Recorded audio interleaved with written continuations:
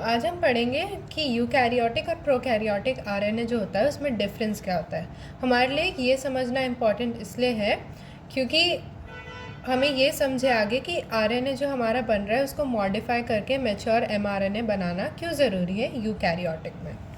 अब हम ये समझते हैं कि एक यूकैरियोटिक आरएनए जो होता है वो हेट्रोजीनियस होता है जब वो पहली बार बनता है। इसका मतलब कि वो एक्सॉन और इंट्रॉन को मिलाकर बनता है। Exon is the coding part और जो इंट्रॉन होता है वो होता है नॉन कोडिंग। इसको हम स्प्लाइस कर अलग कर देते हैं जिसमें स्प्लाइसिंग प्रोसेस बोल रहे हैं। Now prokaryotic RNA is not made up of exon and intron. It's simply an RNA जो पूरा तरीके से कोडिंग होता है।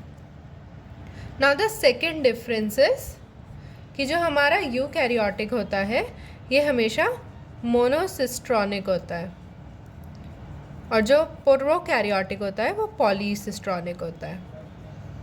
इसका मतलब है कि जो हमारा सिस्ट्रॉन होता है मतलब एक जो जीन कोडिंग यूनिट होता है जिसमें हमारा आ रहा है प्रमोटर, स्ट्रक्चरल जीन और टर्मिनेटर सीक्वेंस, तो ये जो स्ट्रक्चरल जीन है वो एक ही होगा मोनोसिस्ट्रॉनिक में, बल्कि पॉलीसिस्ट्रॉनिक में ये एक से ज़्यादा हो सकता है।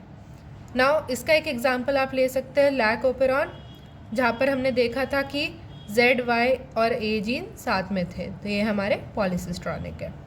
Thank you.